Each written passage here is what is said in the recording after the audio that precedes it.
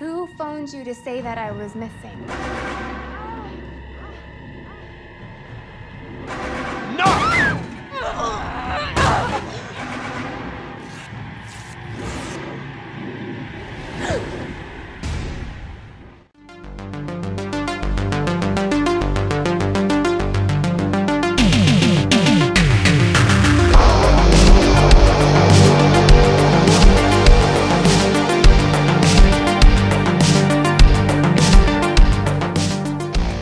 Resident E... Actually, no, it's not Resident Evil. It is The Resident, which is also known as Sublet.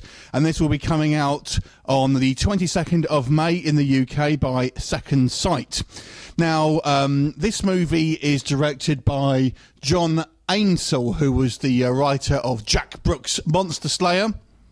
And basically, it's one of these films where it's kind of difficult to go too much into the plot because it's such a kind of like a complex and weaving plot. I don't want to give anything away. Suffice to say, it is about a couple that move into a kind of apartment. They're renting this apartment basically with a young baby, and there is this kind of locked room, and there seems to be strange kind of sounds that are coming from the room. There seems to be knocking on the walls, things like that.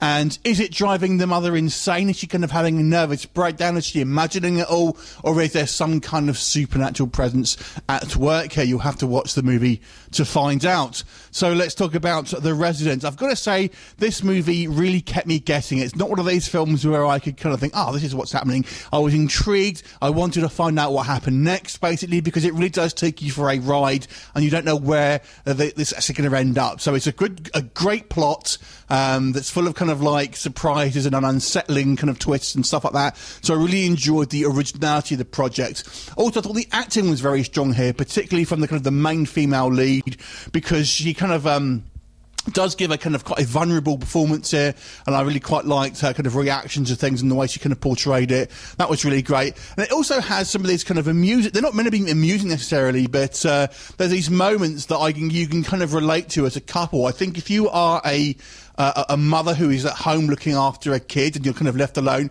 this film will really resonate with you. But I feel it really kind of demonstrates the kind of the loneliness maybe that you can kind of feel at that point.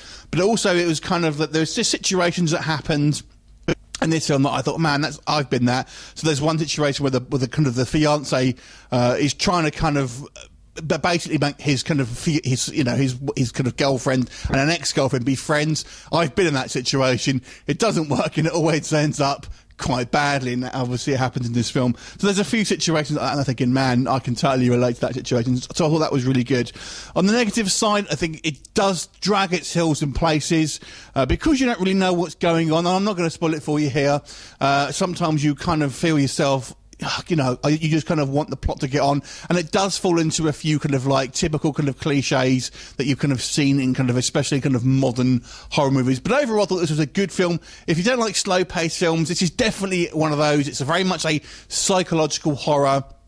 But I thought the plot was clever and original, so I'll give this movie a 7 out of 10. Have you seen it? What did you think of it? Leave a comment and I'll look forward to seeing you next time. Bye for now.